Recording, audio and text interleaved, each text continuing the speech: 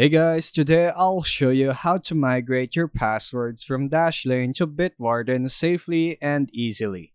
First, open the Dashlane web app and log in.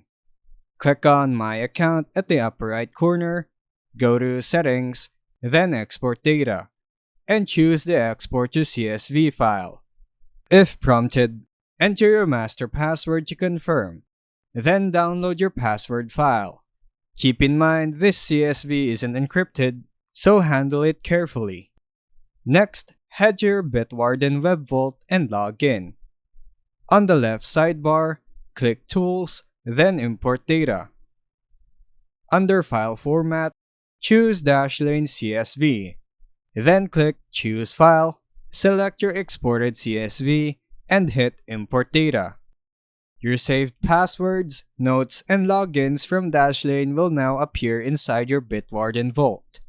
Once you confirm everything is imported correctly, delete the CSV file from your computer for security, since it's stored in plain text. And that's how you migrate from Dashlane to Bitwarden. Thanks for watching.